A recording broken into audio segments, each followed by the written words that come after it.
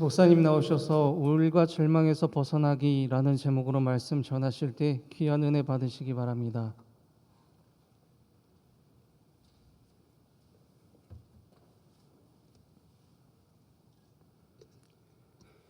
예, 우리 LP 쌍상불이 은혜롭게 연주했습니다. 박수로 한 번 더 격려하겠습니다. 할렐루야. 잠시 기도하고 하나님 말씀 듣습니다. 은혜로우신 주님, 이 시간 말씀하여 주시고 말씀 들을 때에 주의 영이 우리의 심령 속에서 약동하는 시간 되게 하여 주옵소서. 전하는 종을 불쌍히 여기시어 주의 말씀을 손상 없이 운반하는 말씀의 운반자가 되게 하여 주옵소서. 예수님 이름으로 기도하옵나이다. 아멘. 예, 오늘 2부 예배 나오신 모든 분들 하나님의 은혜 가득하기를 축복합니다. 하나님의 사람도 우울과 절망에 빠질 수 있는가? 침체될 수 있는가? 아니다와 그렇다 중에 여러분들이 정답을 하나 골라보세요. 아니답니까? 그렇답니까? 예, 그렇다. 예, 그냥 교인들 신방에 보면 우울증 앓는 분들이 꽤 많이 있습니다. 그런 목사는 정신과 가서 약도 처방받으라 그러고, 그리고 힘나시게 권면도 하고, 사실은 그렇습니다. 중요한 것은 빠져나올 수 있고 다시 일어설 수 있다는 사실입니다. 자, 저를 따라서 하세요. 빠져나올 수 있습니다. 다시 일어설 수 있습니다. 예, 우울과 절망이 극복되기가 쉽지는 않습니다. 그러나 빠져나올 수 있습니다. 인간적으로 처방받고 약 먹는 것도 큰 도움이 됩니다. 그러나 저는 목사이기도 하고, 그리고 회복되는 모습을 보면서 한 가지를 더 말씀드릴 수 있을 것 같습니다. 자, 저를 따라서 하세요. 하나님 안에서 회복될 수 있습니다. 예, 엘리야 이야기입니다. 관계된 이야기가, 엘리야는 바알과 아세라 선지자 850명과 불의 대결을 펼쳐서 단신으로 승리했습니다. 그 850명의 선지자를 기손 시내에서 그야말로 처단하고 아합 정권의 기세를 꺾었습니다. 엘리야는 그 정도 했으니까 아합 정권이 당연히 망할 거라고 생각을 했는데 아합 정권은 망하지 않았습니다. 오히려 아합의 부인 이세벨은 엘리야를 살해 위협을 하면서 내일 이맘때 너는 죽을 거다. 안 죽으면 신들이 내게 벌 위에 벌을 내릴 거다. 그렇게 경고했습니다. 엘리야는 이때부터 깊은 침체, 우울, 절망에 빠집니다. 그러나 결국 하나님을 만났고 다시 극복하면서 나아갑니다. 오늘 엘리야 이야기 읽어보면서 어떻게 우울과 절망에서 벗어나는지 제가 한 6단계로 말씀을 드리려고 합니다. 자, 1번입니다. 같이 한번 읽겠습니다. 시작. 이세벨의 살해 위협과 도망.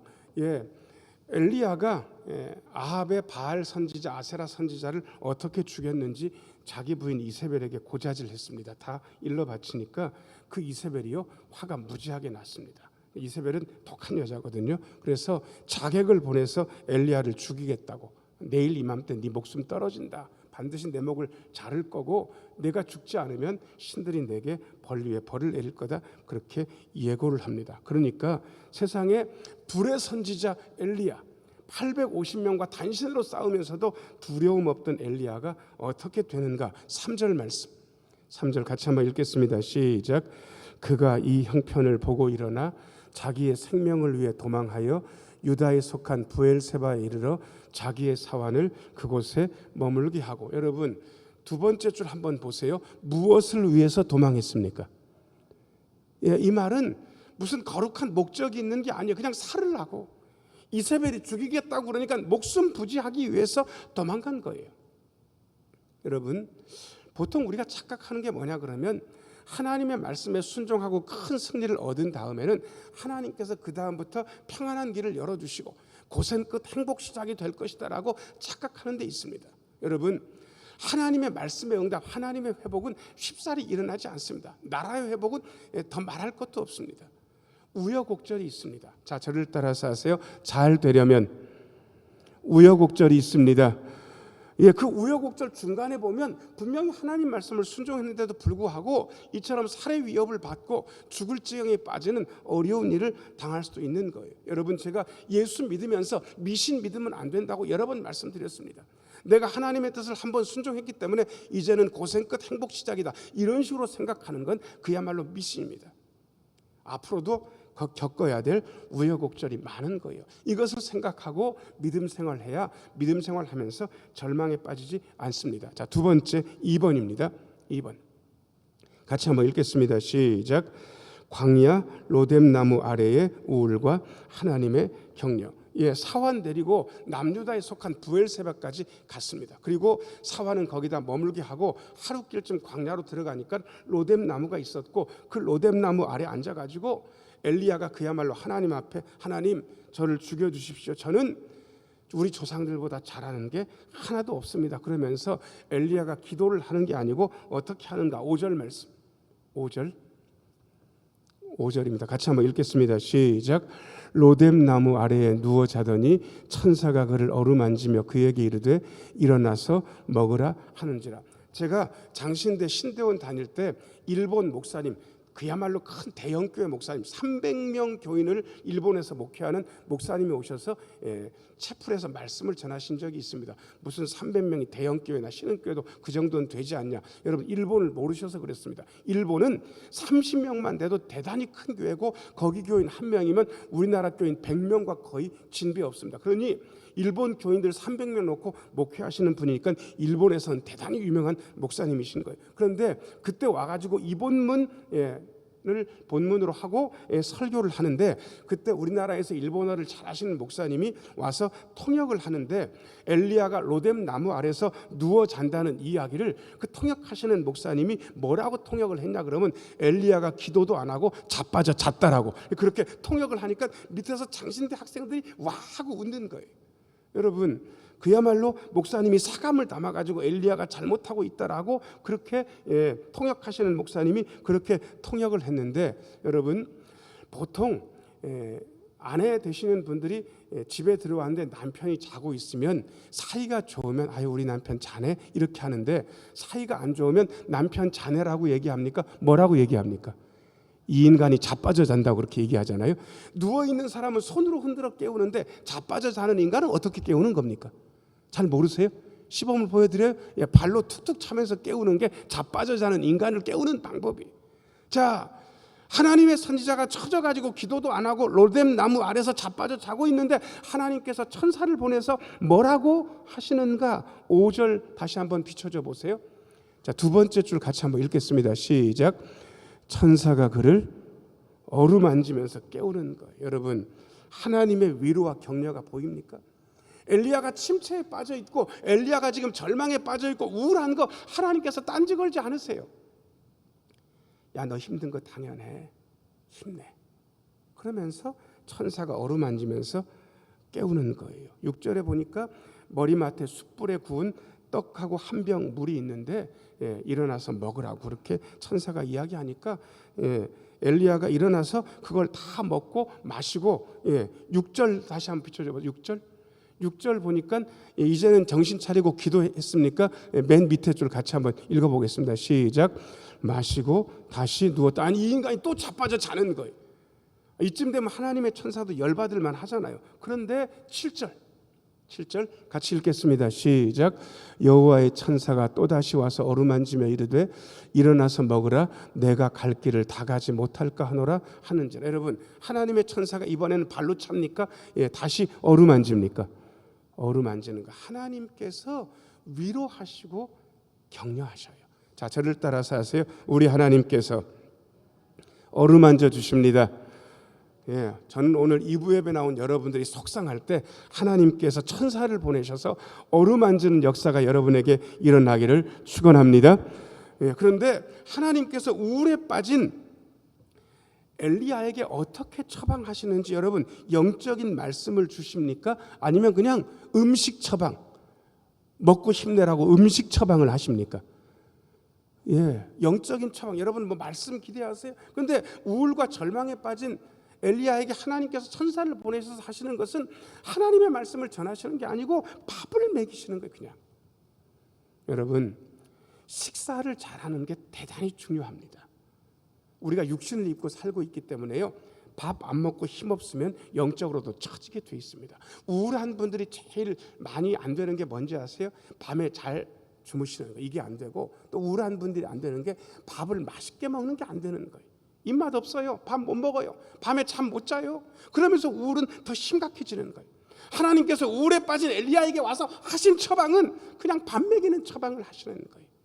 하나님은 얼마나 우리를 잘 알고 계시는지. 자, 옆에 있는 분 멀리 있든 상관없으니까 보시면서 우리 밥 잘 먹읍시다 한번 해봐서요. 자, 시작.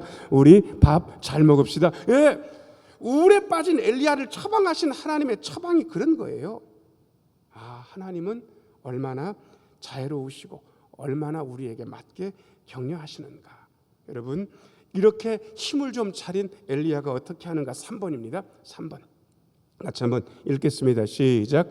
하나님의 산 호렙의 이름. 8절 말씀. 8절 같이 읽겠습니다. 시작.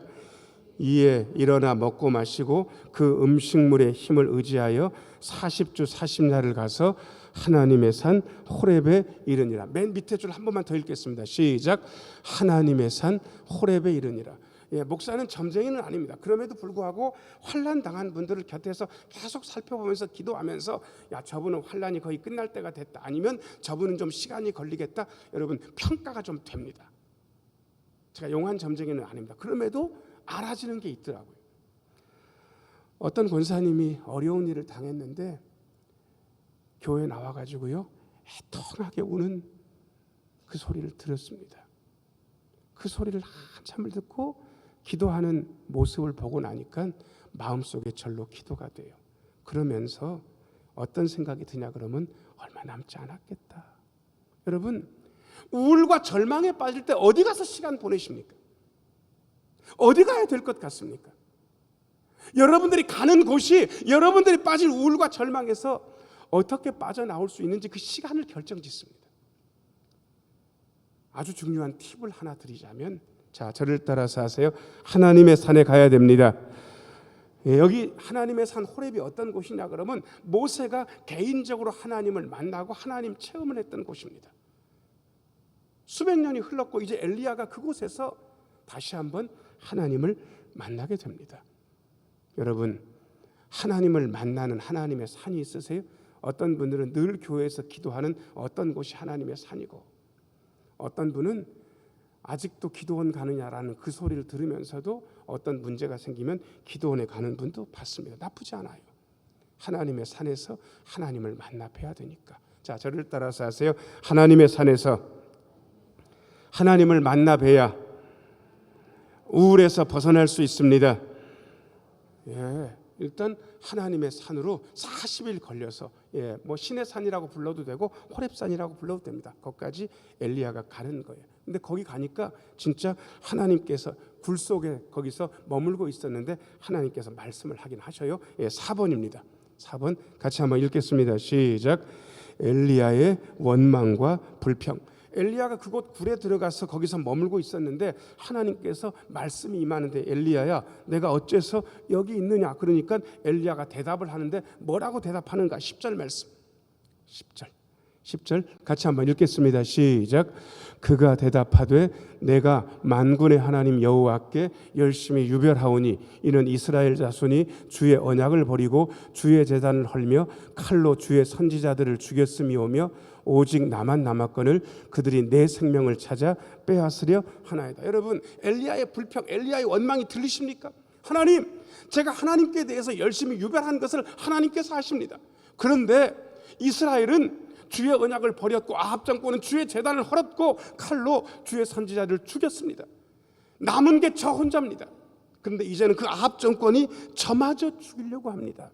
하나님, 잘하고 계신 겁니까? 하나님, 똑바로 하고 계신 겁니까? 여러분, 엘리야가 하나님 앞에 좀 대들고 있습니다. 우리는 기도 그러면 하나님 앞에 예쁘게 와가지고 뭔가를 하는 거다, 이런 식으로 기도에 대해서 오해하고 계신데 기도는 절대로 그런 게 아닙니다. 자, 저를 따라서 하세요. 기도는 나의 마음을 하나님 앞에 토하는 것입니다. 예, 제가 토한다고 그랬습니다. 여러분, 토해 보셨어요? 예쁜 것만 나와 입에서? 온갖 냄새나고 더러운 것들이 다 나오잖아요. 기도는 그런 거예요. 하나님 앞에서 내 마음을 토해내는 거. 지금 엘리야가 자기의 마음을 토해내고 있죠. 자신의 원망, 자신의 불평. 제가 하나님을 위해서 열심히 유별하는데 하나님 하시는 게 뭡니까? 아합 정권이 주의 제단을 헐었고 주의 선지자를 다 죽이고 이제 저만 남았는데 저도 죽이려고 하지 않습니까? 그런데 저는 과감하게 여러분들한테 말씀드립니다. 엘리야가 하나님께 대해서 원망과 불평을 했어도 하나님께 한 것이기 때문에 이것은 엘리야의 기도입니다. 자, 저를 따라서 하세요. 원망과 불평을 해도 사람에게 하지 말고 하나님께 하면 그것이 기도가 됩니다. 저도 개인적으로 경험이 있습니다. 너무 속상한 일이 있었어요. 목사 집안에 너무 속상한 일이 있어서 제가 산에 가가지고 저희 어머니 저쪽에 가 계시라고 그러고 저는 이쪽에 혼자 있어서요. 밤중이었는데 하늘에다 막 삿대질을 하면서 하나님 앞에 퍼부었어요. 하나님 노릇 똑바로 하셔야 되는 거 아닙니까? 왜 저한테 이러십니까? 왜 목사 집안이 이 모양 이 꼴입니까? 한참 하나님께 퍼부었는데 한참 지나서 마음속에 음성이 들렸습니다. 승호야, 지금까지 어려운 일이 많지 않았냐? 예, 많았지요. 어떻게 됐냐? 하나님 은혜로 잘 넘었지요. 이번에는 어떨 것 같으냐? 이번에는 어떨 것 같으냐? 제가 그 순간 말을 못하고 한참 있다가 떠듬떠듬 소리내서 하나님 앞에 그렇게 말씀드렸습니다. 하나님, 이번에도 잘 넘겠죠. 하나님 은혜로. 뚝 끊어졌습니다.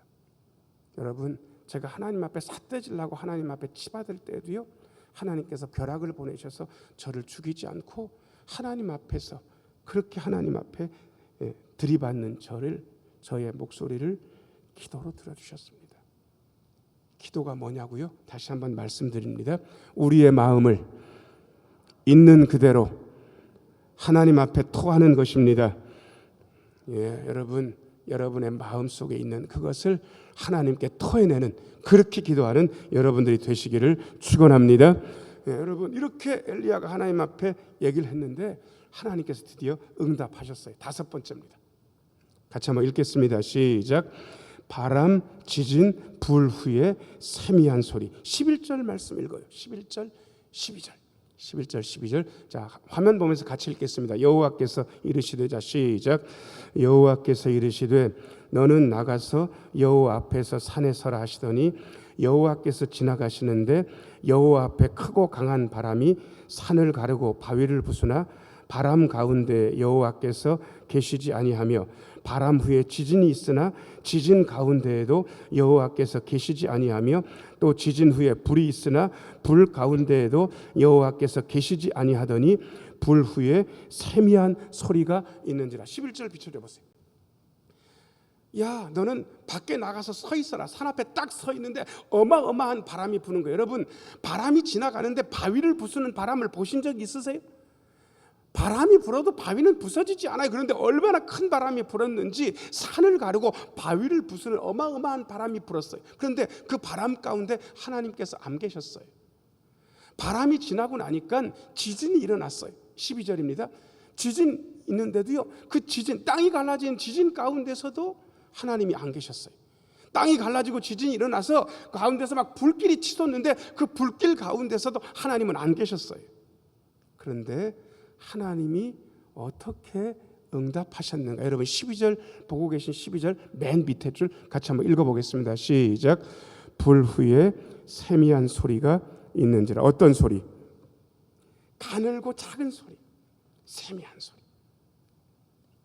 귀 기울이지 않으면 못 들을 만한 가늘고 작은 소리, 세미한 소리.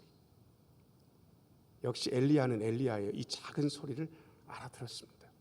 지금도 하나님께서 여러분들에게 크게 바람처럼 말씀하실 거라고 기대하지 마세요. 지진처럼 말씀하실 것이다 그렇게 착각하지 마세요. 불처럼 여러분들한테 뜨겁게 말씀하실 거라고 그렇게 오해하시면 안 됩니다. 지금도 하나님께서 어떻게 말씀하시는지 아세요? 자, 저를 따라서 하세요. 우리 하나님은 세미한 소리로 말씀하십니다. 오늘 2부 예배 나온 여러분들이 이렇게 하나님의 세미한 소리를 듣게 되시기를 축원합니다. 이걸 듣는가 못 듣는가에 따라서 그 사람의 신앙생활이 판이하게 달라집니다. 이걸 듣는 분들은 살아요. 그런데 이걸 못 들으면 죽어요. 예수 믿어도 보람 없어요. 여러분들이 이 세미한 소리를 들어야 됩니다. 자, 그 다음에 여섯 번째, 같이 한번 읽겠습니다. 시작. 새롭게 이어지는 사명. 예, 그 세미한 소리 가운데 하나님께서 뭐라 말씀하시냐 그러면 엘리야야 내가 어째서 여기 있느냐. 똑같은 얘기하는 거예요. 엘리야가 하나님, 제가 하나님을 향해서 열심히 유별한 것을 하나님께서 아시지 않습니까? 그런데 이스라엘 자손 아합 정권이 주의 언약을 버렸고 주의 제단을 헐었고 칼로 주의 선지자들을 죽였는데 저만 남았는데 이제는 저도 죽이려고 합니다. 하나님 어떻게 하시렵니까? 이 뜻입니다. 그런데 하나님께서 응답하시는데 엉뚱한 얘기를 하셔요. 15절 16절 15절 16절 같이 한번 읽겠습니다. 시작. 여호와께서 그에게 이르시되 너는 내 길을 돌이켜 광야를 통하여 다메섹에 가서 이르거든 하사엘에게 기름을 부어 아람의 왕이 되게 하고 16절 너는 또 님시 아들 예후에게 기름을 부어 이스라엘의 왕이 되게 하고 또 아벨 무올라 사밧의 아들 엘리사에게 기름을 부어 너를 대신하여 선지자가 되게 하라. 15절 말씀 다시 비춰줘 보세요. 15절. 여러분, 하나님께서 엘리야에게 하시는 응답은 영 동떨어진 응답 같은 거예요. 저만 남았다고, 이제 저도 죽을까 두렵다고 하는 엘리야한테 하나님께서 뭐라 말씀하시냐 그러면 야, 너 길을 돌이켜서 다메섹에 가서 하사엘에게 기름을 부어서 아람의 왕을 삼아라. 예후에게 기름을 부어서 16절입니다. 이스라엘 왕을 삼아라. 엘리사에게 기름을 부어서 너를 대신해서 선지자가 되게 하라. 뚱딴지 같은 말씀을 하시는 것 같은데 17절까지 읽고 나니까 하나님의 뜻이 딱 드러나는 거예요. 17절 같이 한번 읽겠습니다. 시작. 하사엘의 칼을 피하는 자를 예후가 죽일 것이요 예후의 칼을 피하는 자를 엘리사가 죽이리라. 이게 무슨 얘기입니까? 하나님, 이렇게 아합 정권, 북이스라엘 정권이 하나님의 이 제사장 나라를 받들지 않고 하나님의 선지자들을 박해하고 다 죽이고 정권이 엉망인데 하나님, 이 정권 언제 끝납니까?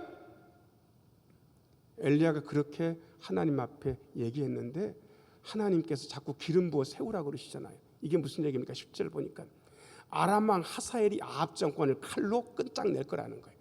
그 하사엘의 칼을 피하는 자를 북이스라엘의 새 정권이 들어설 건데 예후 정권이 끝장낼 것이고 맨 마지막에 예후의 칼을 피하는 사람 아합 정권이 있다면 엘리사가 다 처단하고 죽일 것이다. 그 말은 무슨 뜻입니까? 너는 기름 부어서 세우는 요까지만 하고 그 뒤에 다음 세대가 너의 일을 이어갈 것이라고 하나님께서 엘리야에게 말씀하시는 거예요. 자, 저를 따라서 하세요. 우리의 다음 세대가 그 다음을 책임집니다. 예, 계주 해보셨어요? 계주. 여러분, 계주는 한 사람이 뛰는 게 아닙니다. 여러 사람이 뜁니다. 그러면 한 번 뛰고 자기 구간을 잘 달렸으면 그 다음은 뛰는 겁니까? 응원하는 겁니까? 응원하는 거예요. 계주는 내가 맡은 구간만 잘 달리면 되는 거예요.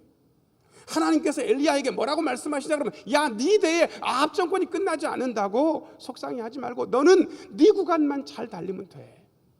너의 다음 세대 하사엘, 너의 다음 세대 예후, 너의 다음 세대 엘리사가 아합 정권을 끝장내고 나의 정의를 이룰 거야. 그렇게 말씀하신 것입니다. 자, 저를 따라서 하세요. 우리의 다음 세대가 있습니다. 그런데 요즘 속상한 게 많아요. 코로나 2년 동안 앓으면서 어디가 제일 타격받았는지 아세요? 어른들은 다 그나마 괜찮아요. 안 나오시는 분들도 좀 있지만 교육부서가 너무 타격을 많이 받았습니다. 숫제 어른들이 안 보냈어요. 2년 동안.